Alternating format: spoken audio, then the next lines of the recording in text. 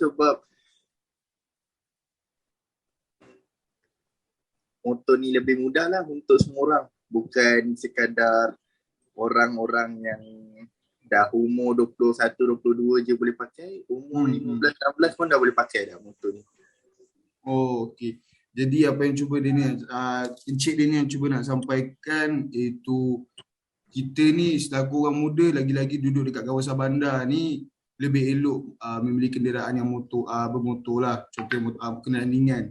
Kan? Selalunya kalau kita tengok sekarang pun keadaan situasi pun dekat sana sini jam. Pagi-pagi dekat Sokmed semua orang share pasal jam. Non-stop. I mean dalam seminggu tu memang weekdays ke orang cakap apa hari bekerja hari minggu pun sama-sama je.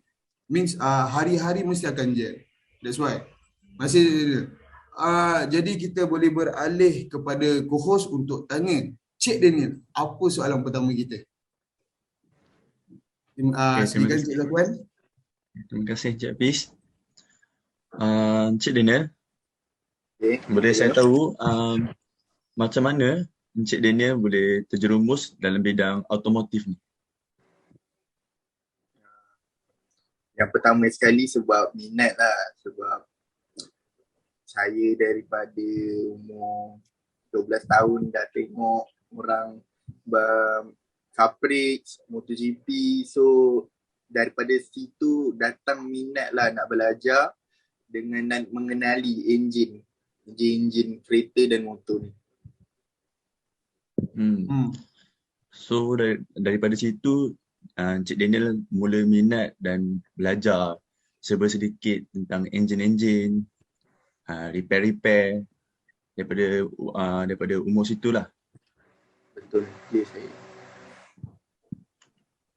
Terima kasih Cik Daniel. Berbalik kepada soalan Cik Daniel.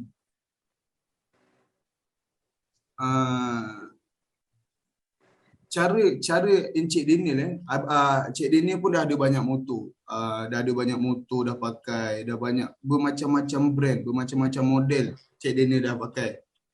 Apakah cara yang paling kita paling kita perlu buat untuk maintain motor tu dalam keadaan lama tapi dia sedap je, enjin dia smooth dalam masa 5 tahun, 7 tahun smooth je. Apa yang kita perlu buat Cik Daniel?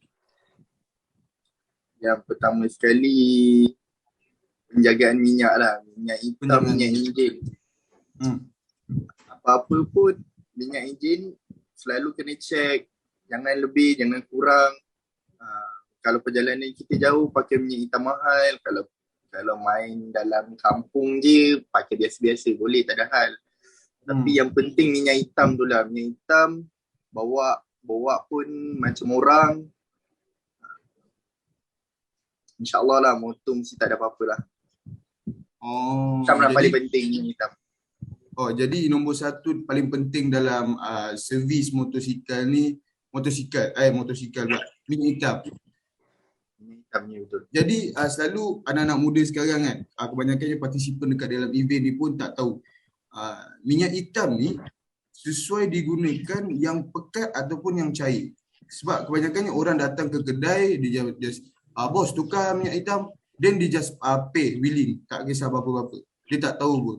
So macam mana kita nak didik anak-anak muda Malaysia ni pergi dalam kedai, pilih minyak hitam yang betul, then kita boleh maintain motor kita. Selalunya kita just datang kedai, diorang bagi yang tak tahu macam mana dia bagi, settle. Itu kebanyakan anak muda ni hilang duit lah dekat bengkel, asyik kena. Faham macam dia ni kan? Okay. Pertama sekali minyak hitam ni kita tengok juga kebergantungan kita dekat motor tu. Daripada segi kita pergi perjalanan kita jauh ke dekat, minyak hitam dia ada nipis, dia ada tebal. Kiranya macam minyak hitam tu ada pekat, ada cair, betul. Minyak hitam cair ni dia bagus untuk motor baru. Sebab motor baru ni perlukan minyak hitam yang ni lah, lebih macam mana, minyak hitam cair ni dia lebih ke arah senang, fleksibel nak masuk dekat bahagian-bahagian daripada bahagian blok, bahagian piston. bahagian dekat enjin lah. Tapi minyak hitam pekat, dia lebih ke arah ketahanan lama minyak hitam tu. Kiranya kalau kita bawa motor, minyak hitam tu tak akan senang terbakar. Minyak hitam ni dia bila kita enjin panas, lama-lama minyak hitam tu akan hilang sendiri. Sebab kepanasan enjin tu sendiri telah membuatkan minyak hitam makin lama makin kering. So minyak hitam tebal ni bagus ni untuk motor lama lah. Sebab motor lama kan faham-faham lah. Dah start rosak, dah start sini sana dah lain, tak macam baru. Baru ni kita boleh percaya dekat enjin ni sebab dia baru kan. Itulah kelebihan minyak hitam ni. Cair ni dia kira senang untuk masuk mana-mana lah. Tapi pekat ni dia pula susah nak makan, susah nak cair. Itulah kelebihan dan kekurangan minyak hitam. Tebal dan cair. Alright. Okay. Encik Zakuan sebagai MC kedua kita hari ni. Soalan ketiga yang kita boleh tanya Encik Daniel. Terima kasih Encik Fiz. Baik. Seperti yang kita tahu, ramai lagi yang masih tak tahu betapa pentingnya bunga di tayar.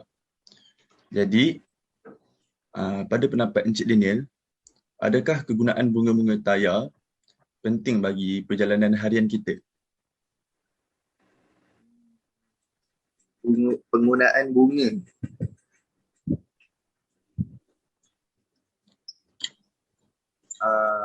Penggunaan bunga. Bunga ni dia tak boleh tambah ataupun tak boleh kurang. Bunga ni dia pada baru dia akan ada banyak lah.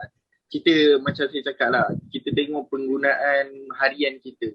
Tak semestinya bunga banyak tu bagus juga, tak semestinya bunga kurang tu bagus juga. Kita tengok penggunaan harian kita jauh dekat. Sebab kalau daripada saya punya pendapat, setiap motor, setiap tayar dia ada kelainan dia sendiri. Macam Corsa R26, dia lebih ke arah hujan. Dia tahan daripada segi hujan tapi tak ada banyak bunga. Macam Diablo Rosso pun tak ada banyak bunga. Dia beza ni daripada segi ketahanan ataupun berapa lama tayar tu boleh tahan. Dan berapa kuat ataupun berapa mampu kita nak beli tayar tu. Sebab setiap tayar harganya berbeza dan aspek dan ketahanan dia sendiri. So bunga ni nombor 2 atau nombor 3. Kita kena tengok lah apa yang tayar tu offer kita ataupun tayar tu inilah mengoffer kita. Kita tengok penggunaan kita dan kita tanya kedai tu sendirilah. Bunga ni tak penting sangat pun. Bagi saya pendapat saya. So apa yang Daniel nak bagi tahu ni, kita tak kisah bunga tu dia sikit atau banyak, dia akan jadi sikit je. Yang penting tu tekstur tayar tu. Tak salah saya Cik Daniel, tayar ni dia ada 3 compound, tak salah saya Cik Daniel kan. Hard compound, medium compound, soft compound. Kebanyakannya yang digunakan daily dalam Malaysia ni diorang guna yang hard compound dengan medium compound. Betul tak Cik Daniel? Betul. Alright. Jadi berbalik pada soalan Cik Daniel.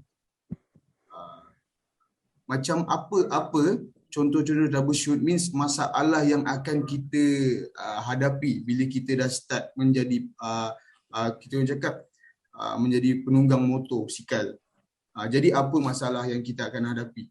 Yang first, motor tu akan buat hal apa-apa. Selalunya motor-motor baru ni dia akan buat hal apa? Motor-motor baru sebab nama pun baru saya pun tak pasti. Tapi tengok penggunaan orang tu sendirilah. Macam mana dia bawa, macam mana. Tapi yang paling nak kena tukar pun tayar. Expenses dia macam tayar, lampu depan belakang, minyak enjin. Kalau yang rosak-rosak tak pastilah. Tengok pada cara orang guna lah. Kalau kita guna elok-elok, insyaAllah tak ada masalah kot. Cuma yang akan rosak selalunya lampu je lah. Lampu terbakar depan belakang, signal. Itu je lah. Kalau tak ada berlakunya kemalangan, itu je lah kerosakan minima ataupun maksima yang akan berlaku dekat motor lah. Lampu depan belakang, signal kiri kanan. Alright. Yang So sebab okay. So korang pun boleh dengar sendiri daripada speaker kita, Cik Daniel, masalah yang kita akan hadapi lah. Means bila korang dah beli motor, dapat motor baru, apa yang korang akan dapat? Means mesin kita tak boleh guarantee tau dia akan baik sahaja dalam setahun tu. Kadang-kadang dia akan buat masalah. Kadang-kadang benda yang kau perlu servis, benda yang patut kita servis, kerap servis, macam apa? Macam Cik Daniel kata, kita check lampu depan belakang, kita check tayar kita, mana tahu dah licin. Kemungkinan tayar tu memungkinkan kita untuk aksiden. Betul je Daniel? betul. Alright. Okay, berbalik pada